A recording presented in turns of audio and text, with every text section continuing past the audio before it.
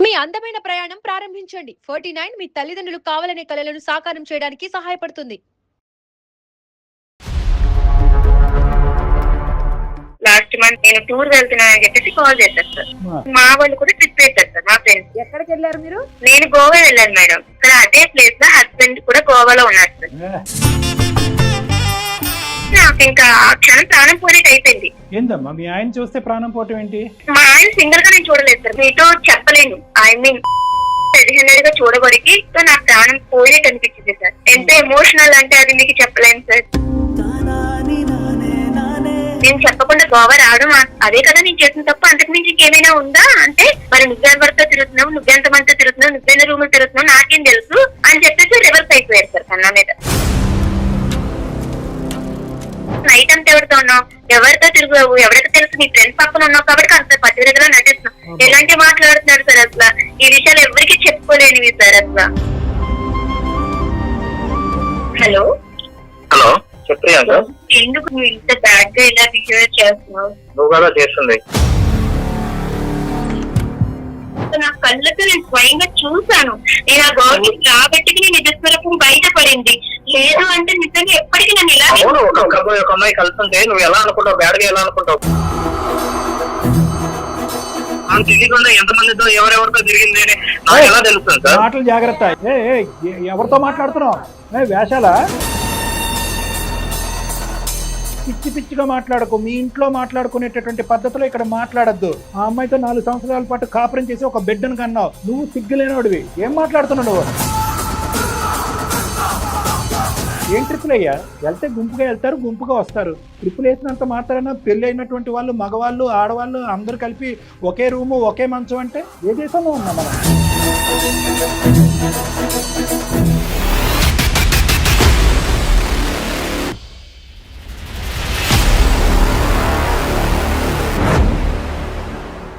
Suman TV అందమైన జీవితం కార్యక్రమానికి స్వాగతం. ప్రస్తుతం మనతో పాటు ప్రముఖ సైకియాట్రిస్ట్ డాక్టర్ కళ్యాణ్ చక్రవర్తి గారు. డాక్టర్ గారు నమస్తే అండి.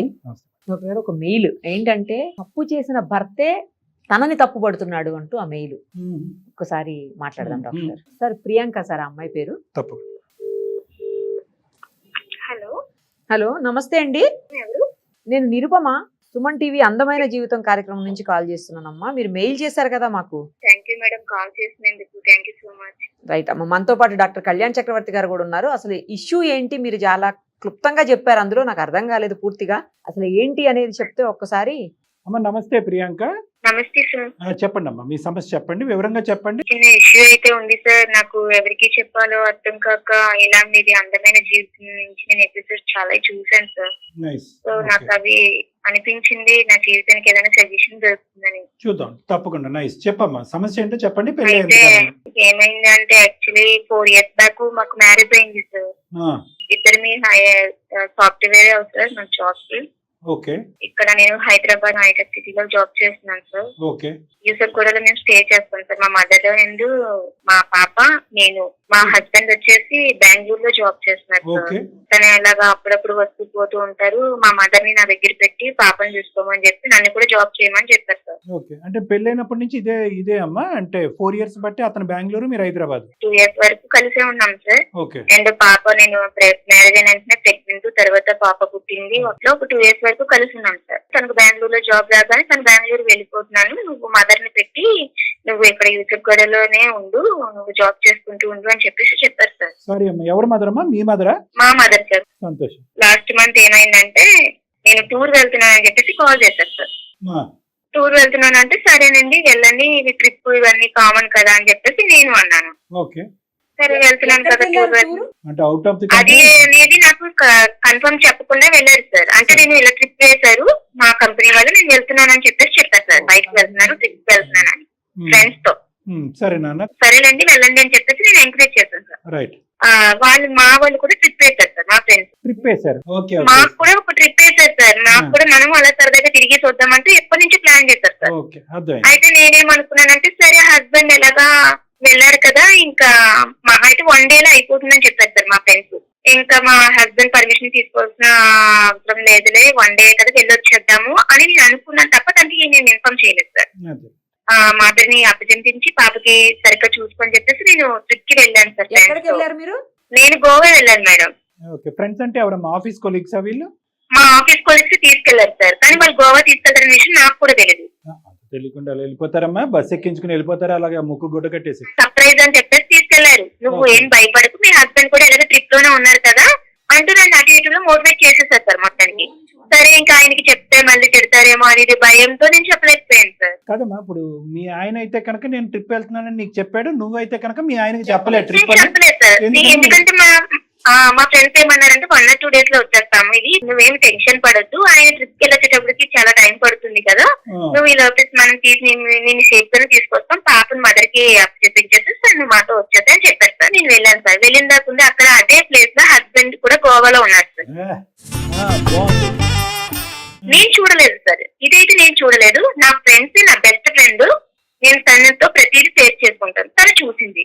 తను చూసి నీ హస్బెండ్ ట్రిప్ వెళ్ళారు, బెంగళూరులో జాబ్, ఎక్కడో ట్రిప్ అన్నా అదన్నా ఇదన్నా చాలా పెద్ద పెద్దగా గొప్పలు చెప్పు నీ హస్బెండ్ కోసం, నీ హస్బెండ్ ఎంత గొప్పవాడో మేము ఇప్పుడే చూసామని అన్నారు సార్. నా హస్బెండ్ కోసం నాకు ఎంత చేసి నాకు ఏడుపు వస్తుంది కదా 100%. మీరు అలా ఎలా మాట్లాడతారు, నా హస్బెండ్ అలాంటి వారు కాదు, అసలు నేను నమ్మను అని చెప్పేసి నేను వాళ్ళతో గొడవ పెట్టుకున్నాను. లేదు లేదు ప్రియాంక, ఓకే నువ్వు మమ్మల్ని నమ్మొద్దు, స్వయంగా నీ కళ్ళతో చూడు అప్పుడు నమ్మన్నారు. సరే అని చెప్పేసి వాళ్ళు నన్ను తీసుకెళ్లి చూపించారు. నాకు ఇంకా ఆ క్షణం ప్రాణం పోయినట్టు అయిపోయింది. ఏందమ్మా మీ ఆయన చూస్తే ప్రాణం పోవటం ఏంటి? మా ఆయన సింగిల్ గా నేను చూడలేదు సార్, నీతో చెప్పలేను. ఐ మీన్ అంటే తనని నేను అలా రెడీ హ్యాండెడ్ గా చూడబడికి, ఒక అమ్మాయి తన హస్బెండ్ ఎంతగా ప్రేమించి నమ్మకంగా ఎక్కడో బెంగళూరులో ఉన్న వదిలేసి ప్రతిదానికి నేను తనకి సపోర్ట్ చేసి వదిలేసిన హస్బెండ్ నాతో ప్రతిసారి ఇలాగే అబద్ధం చెప్పి వెళ్తున్నారు అనే థాట్స్ తో నా ప్రాణం పోయినట్టు అనిపించింది సార్. ఎంత ఎమోషనల్ అంటే అది మీకు చెప్పలేను సార్. నా ఫ్రెండ్ కూడా తన ఎందుకు అటు వెళ్ళిందో నాకైతే చెప్పలేదు. సడన్ గా తను వెళ్ళింది అదే హోటల్ కి. నేను వేరే అమ్మాయితో ఆ హోటల్లో ఉండడం తన కళ్ళతో చూసి నాకు చెప్పింది, నేను నమ్మలేదు. తను స్వయంగా తీసుకెళ్లేసరికి నేను ఎక్స్పెక్ట్ చేయలేదు సార్ మా హస్బెండ్ నేను వస్తానని. వాళ్ళు అలాగా చూడగానే నేను ఇంకా అది తట్టుకోలేకపోయాను. అడిగారా, నిలదీశారా, అడ్డుపడ్డారా? అడిగితే తను తిరిగి ఇప్పుడు నన్ను బ్లైమ్ చేస్తున్నారు సార్. నా బాధ అంతా ఇప్పుడు అదే. ఎందుకంటే తను తప్పు చేసి తిరిగి నన్ను బ్లైమ్ చేసి నన్ను తప్పుడు దారిలో మాట్లాడుతున్నారు సార్. అది ఎంతవరకు కరెక్ట్ సార్? ఒక నిమిషం, అక్కడే నిలదీశారా, ఇంటికి వచ్చాక నిలదీశారా ఏంటి? లేదు సార్, అక్కడే నిలదీశాను సార్. నేను అక్కడే నిలదీస్తే అవునా నేను ఇలా వచ్చాను కదా, సరే నీ గురించి మీ ఫ్యామిలీకి నేను ఎలా మాట్లాడాలి అలా మాట్లాడతాను అని చెప్పేసి తను రివర్స్ అవుతున్నారు సార్. ఏంటి మీరు చేసిన తప్పేంటి, చెప్పకుండా గోవా రావటమా? అంటే అయితే నేను అప్పుడు అడిగా నేను చేసిన తప్పేంటి, నేను చెప్పకుండా గోవా రావడం అదే కదా నేను చేసిన తప్పు, అంతకు మించి ఇంకేమైనా ఉందా అంటే అవునా మరి నేను చేసిన తప్పేంటి, నీకెలా ఫ్రెండ్స్ ఉన్నారు, నాకు కూడా నా ఫ్రెండ్స్, ఈ అమ్మాయి కూడా ఫ్రెండ్ అంటే ఫ్రెండ్ అయితే ఇలా రూమ్ లోకి వెళ్తావా, ఇలా రూమ్ లో ఉంటారా ఫ్రెండ్స్ అంటే, మరి నువ్వెవరితో తిరుగుతున్నావు, నువ్వెంతమందితో తిరుగుతున్నావు, నువ్వెన్న రూమ్ లో తిరుగుతున్నావు నాకేం తెలుసు అని చెప్పేసి రివర్స్ అయిపోయారు సార్ కన్నా మీద. దొంగ చేతికి తాళాలు. అతను ఏదో కారణం ఎత్తుకు పట్టుకుందాం అనుకున్నాడు, కరెక్ట్ గా టైం కి నువ్వు అక్కడే కనిపించేటప్పటికి చాలా ఈజీ అయిపోయింది అతనికి సొల్యూషన్. తను ఎంత ఈజీగా ప్లాన్ చేస్తున్నారు సార్ తిరిగి. అదే విషయం వచ్చేసి నేను ఇంకా మా ఫ్రెండ్ ముందు నా ఇజ్జత్ పోయింది. నేను మా హస్బెండ్ కోసం ఎంత గొప్పగా చెప్పాను, మొత్తం అన్ని నాకు ఒక్కసారిగా కోల్పోయేట అయిపోయింది సార్. ఇంకా ఏంటంటే ఈ 4 years ఆఫ్ మీ జర్నీలో ప్రియాంక ఎప్పుడైనా మీ భర్త మీద ఇటువంటి అనుమానం గానీ ఆలోచన గానీ ఇంత చిన్న అనుమానం కూడా రాకుండా ఇలా ఇంత బాగా నటిస్తారని ఎక్స్పెక్ట్ చేయలేదు సార్. నేను రియల్ గా నా ఫ్రెండ్ చెప్పినా నేను నమ్మలేదు అంటే తను నన్ను ఎంత నమ్మించారో మీరే ఆలోచించండి. Correct correct correct. ఈ అమ్మాయి వన్ టైం గర్ల్ ఫ్రెండా, రెగ్యులర్ ఫ్రెండా? అది గోవా ఫ్రెండా లేకపోతే అక్కడి నుంచి వచ్చే ఫ్రెండ్ అది అనేది నాకు తెలియదు సార్. ఎందుకంటే తిను ప్రతిసారి నాకు ఎక్కువ దూరంగా ఉన్నాడు. తిను వచ్చేది మంత్లీకి ఇలా వస్తూ ఉంటారు. అప్పుడు అలాంటి టైంలో తను కేర్ఫుల్ గా ఉండొచ్చు కదా, నన్ను ఎప్పుడు నమ్మించడానికి ప్రయత్నించవచ్చు కదా. ఇప్పుడు రెడ్ హ్యాండెడ్ గా దొరికాడు కాబట్టి కదా సార్ ఇంతలాగా మాట్లాడతారు. అందుకే తను ఏ గర్ల్ ఫ్రెండ్ అనేది నాకు తెలియదు సార్. అది ఏదనేది నాకు అనవసరం సార్, నేను నా కళ్ళతో చూసాను సార్. తక్కువలేక మా మదర్ కి నేను చెప్పాను సార్ ఇదే విషయం. అబ్బాయిలు అన్నాక తిరుగుతారమ్మా, దానికోసం నువ్వు జీవితాలు పాడు చేసుకుంటావా, మార్చుకుంటే తనే మారుతాడు, దీన్ని నువ్వు పెద్ద ఇష్యూ చేసి దూరం చేసుకుంటే ఇంకా గొడవలు పెరుగుతాయి తప్ప మీకు తగ్గవు, నీకంటూ ఒక ఆడపిల్ల ఉంది అంటూ మా మదర్ కూడా అదే మాట్లాడుతున్నారు. ఇంకా అక్కడికి వదిలేమని చెప్పారు మీ అమ్మగారు, అది మర్చిపోయి ముందుకెళ్ళాము. సరే అసలు ఒక ఆడపిల్ల అందరూ ఒక అమ్మాయికి ఎమోషనల్ ఫీలింగ్స్ ఇలాంటివి అంటూ ఏమి ఉండవా సార్? అసలు నాకు అర్థం కాదు. అసలు ఎవరికి చెప్పుకోవాలి సార్ ఈ బాధ? అందుకే సార్ నాకు అనిపించింది, ఫ్రెండ్ కి చెప్పుకున్నాను, తను ఎగతాళిగా మాట్లాడడం, మదర్ చెప్తే మదర్ అడ్జస్ట్ అవ్వమంటావు, ఇవన్నీ తట్టుకొని ఆయనకి ఒక్కొక్కసారి ప్రాణం తీసేసుకోవాలనిపించింది. కానీ అప్పుడప్పుడు మీ ఎపిసోడ్స్ చూసాను సార్, చాలా బాగున్నాయి. మీకు ఏదైనా చెప్తే నాకు సజెషన్స్ ఏమైనా ఇస్తారు, బట్ నా లైఫ్ నిలబెడతారు, దానికి కొంచెం ఏమైనా వార్నింగ్ ఇస్తారు, లేదా ఏదైనా చేస్తారు, మొత్తానికి నా లైఫ్ అయితే నిలబెడతారు. అతని పొజిషన్ ఏంటంటే ఈ సంఘటన జరిగి ఎంతకాలం అయింది ఈ Goa trip? Goa last month sir. ఈ లాస్ట్ మంత్ లోనే తనకి నేను నిలదీసి రెడ్ హ్యాండెడ్ గా పట్టుకొని అడిగితే తను వెంటనే డివర్స్ అయితే ఇచ్చేసే అంటూ మాట్లాడుతున్నారు. ఓకే, ఎక్కడ క్షమాపణ గానీ లేదంటే తప్పు జరిగిందని క్షమాపణ అసలు ఏం లేదు, తిరిగి నన్ను బ్లైండ్ చేస్తారు సార్. నువ్వు తిరుగుతున్నావు, ఎంతమందితో తిరిగావు, ఎవరితో తిరిగావు, నువ్వు ఎవరితో బాగుందో అని చెప్పి నేను నీ కంటికి రెడ్ హ్యాండెడ్ కనిపించాను కాబట్టి నువ్వు అడుగుతున్నావు. నైట్ అంతా ఎవరితో ఉన్నావు, ఎవరితో తిరిగావు, ఎవరికి తెలుసు, నీ ఫ్రెండ్స్ పక్కన ఉన్నావు కాబట్టి అంత పట్టుదలగా నటిస్తున్నావు. ఎలాంటి మాట్లాడుతున్నారు సార్ అసలు? ఈ విషయాలు ఎవరికి చెప్పుకోలేనివి సార్ అసలు. 4 years తర్వాత ఒక భర్త యొక్క నిజస్వరూపం ఈ రోజు తెలిసింది కదా. అంటే నిజస్వరూపం ఇది అని తెలిస్తే ఏ అమ్మాయినా నిన్ను దేవత, నా భార్య, నా ప్రపంచం అన్నిటి నటించేసి ఇంత నన్ను ముసుగులో ముంచేసి ఇలా చేస్తే ఏ అమ్మాయి అయినా సరే ఇప్పుడు నేను బతికి ఉండగలనా, ప్రాణం తీసుకోగలనా, అసలు పాప కోసమే ఆలోచించగలనా సార్? ఎవరికి చెప్పుకున్నా ఏం చేస్తామే, తప్పదు, అడ్జస్ట్ ఇంక అందరూ ఇదే మాట అంటే ఇంకేం చేయగలను సార్? ఒక్క నిమిషం నేను మాట్లాడచ్చా ప్రియాంక? మాట్లాడచ్చు సార్. యా నేను అనేది ఏంటంటేనమ్మా, ఓకే అదంతా మనకు అర్థమైంది, ఎవరికి వాళ్ళు అడ్జస్ట్ అవ్వండి, 1 time కదా గోవా అంటే కనుక ఎంజాయ్మెంట్ కదా అని మాట్లాడే బ్యాచ్ చాలా మంది ఉన్నా కూడా ఇప్పటికీ కూడా ప్రపంచంలో నీ దురదృష్టం ఏంటంటే అందరూ ఆ విధంగా మాట్లాడే వాళ్ళందరూ ఇంకా ఇప్పటికీ కూడా 95% ఆఫ్ ద ప్రపంచంలో చెంప చెల్లి అనిపించే బ్యాచ్ ఉంది. ఓకే, మీ సైడ్ అయినా వాళ్ళ సైడ్ అయినా కూడా. కానీ ఇక్కడ ఉండేటటువంటి ఒక ప్రధానమైనటువంటి ట్విస్ట్ ఏంటంటే ఇది 1 off ఎపిసోడ్ రిపీటెడ్గా జరుగుతుంది అనే దానికి అసలు ఆ మనిషిలో ఎక్కడ కూడా ఒక షాక్ కానీ, బెనిక్ కానీ, భయం కానీ, ఒక థ్రిల్ కానీ అనిపించలేదు. అంటే అరే నా రెడ్ హ్యాండెడ్ గా నా భార్య దొరికిపోయాను అనే ఫీలింగ్ లేకుండా ఒక నా బాధ కూడా అదే. కనీసం తను అలా దొరికినా లేదు, తను ఇక్కడ కల్చర్ ఎలాగే ఉంటుందిరా, నీకు తెలియక ఇలా అనుకుంటున్నావు, ఏదో ఏం చెప్పట్లేదు సార్. వెంటనే తను అసలు రియాక్ట్ ఎలా అంటే నేను తప్పు చేసినట్టు నా మీద తప్పుడు దారిని. మీ అమ్మగారు చెప్పినట్టుగా కానీ లేదంటే మీ ఫ్రెండ్స్ చెప్పినట్టుగా కానీ ఏదో ఒక తెలిసి తెలియక ఒక సంఘటన తప్పు తెలుసుకున్నాడు, క్షమాపణ చెప్పాడు అంటే కనుక అది డిఫరెంట్ స్టోరీ.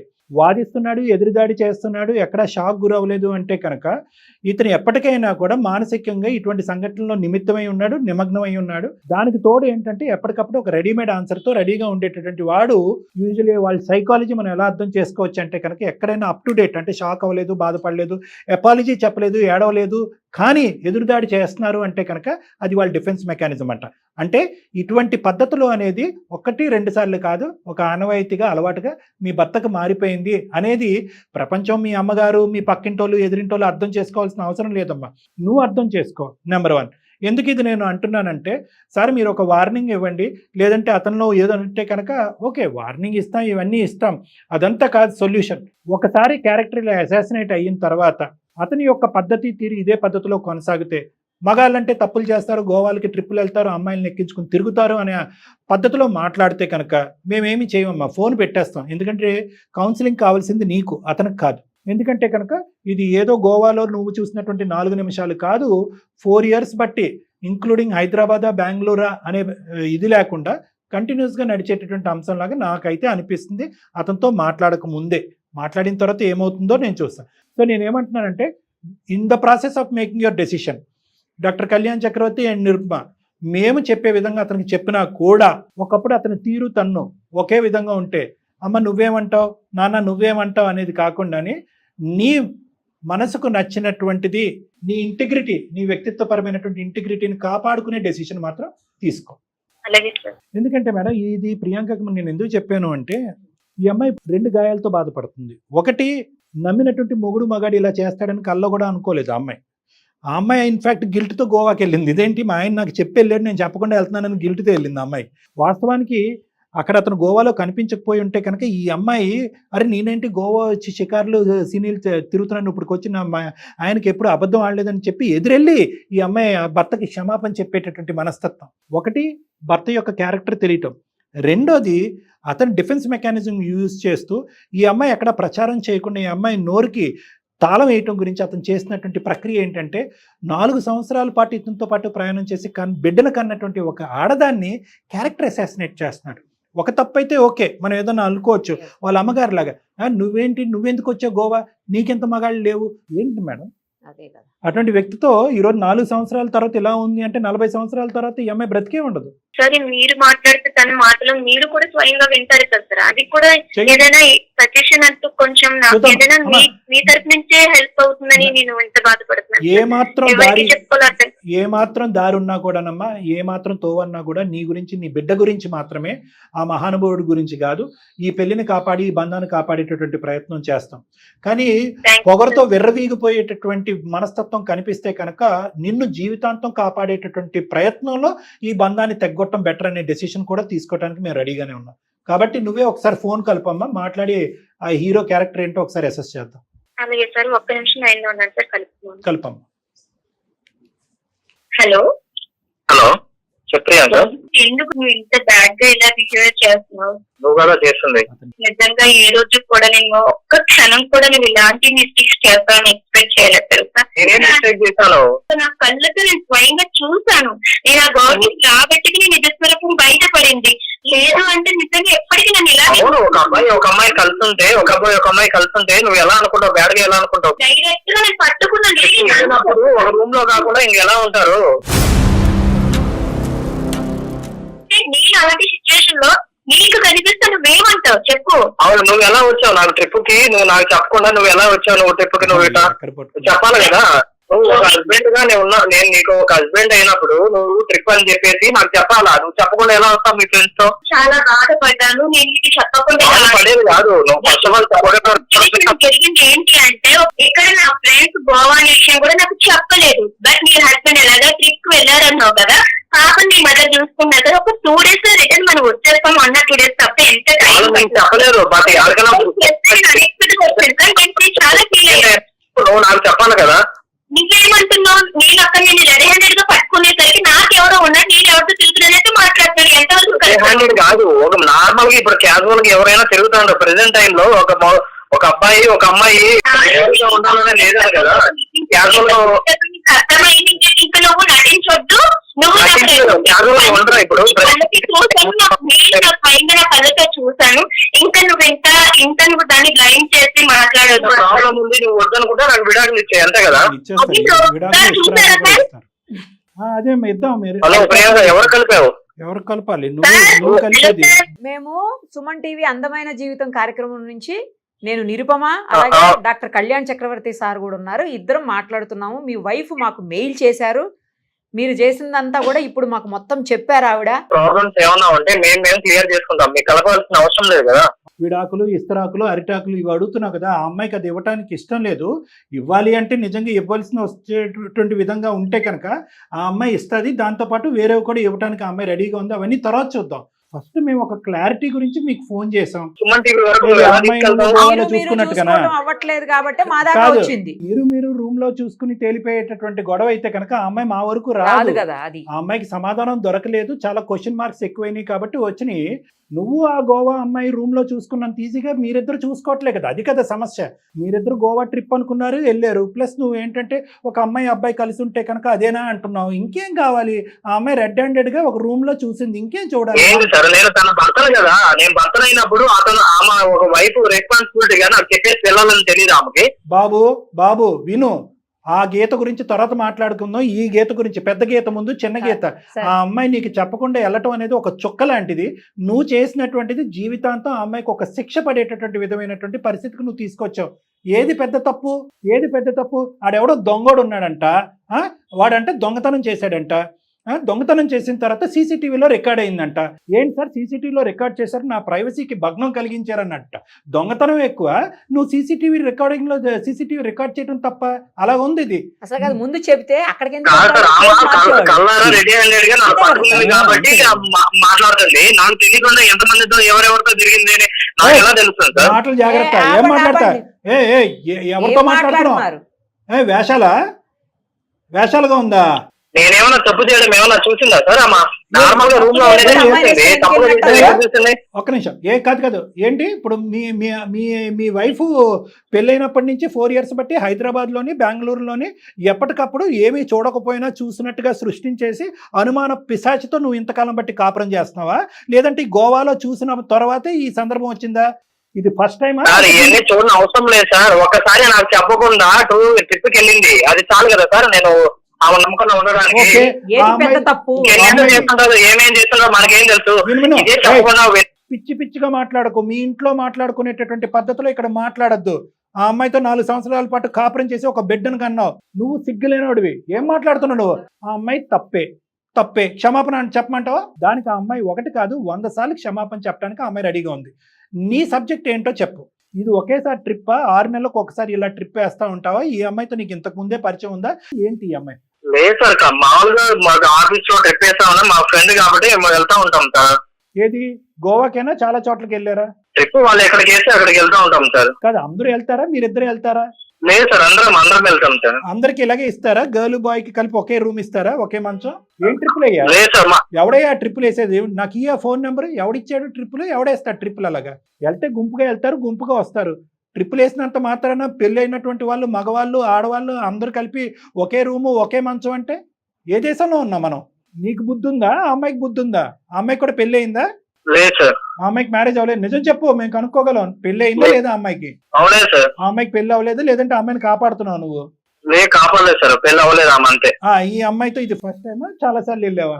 లేదు సార్, ఇది ఫస్ట్ టైం. మీ ఇద్దరు లవర్సా లేదంటే ఇంకేదన్నానా? లేదు సార్, కాదు సార్, లవర్ కాదు సార్. సో మీ ఇద్దరి మధ్యన ఆ అమ్మాయి చూసినటువంటిది నిజమా అబద్ధమా? మీ భార్య చూసినటువంటిది నిజం కాదు సార్, అసలు నిజమే కాదు. మరి ఏం చూసింది ఆ అమ్మాయి? ఫ్రెండ్ అని చెప్పి నార్మల్ గా మా ఇద్దరికి రూమ్ ఇచ్చారు కాబట్టి మా ఇద్దరు ఉన్నప్పుడు ఆమె వచ్చి చూసింది సార్ మా ఇద్దరిని. అంతేనమ్మా నువ్వు చూసింది ప్రియాంక? అవును సార్, నేను డోర్ తీసేసరికి వాళ్ళిద్దరు ఒకే మంచి మీద కలిసి ఉండడం నేను చూసాను సార్. ఇంకేం కావాలి? అవును ప్రియాంక, మేమన్నా తప్పుగా చేస్తా ఉన్నామా? మాట్లాడుకుంటా ఉన్నాం కూర్చొని, అది క్యాజువల్ గా మాట్లాడుకునేది కదా, ఒక ఫ్రెండ్స్ అన్నాక. ఇంతకంటే ఇంకేం కావాలి? నీ భార్య ఎప్పుడన్నా ఈ విధంగా మాట్లాడిందా?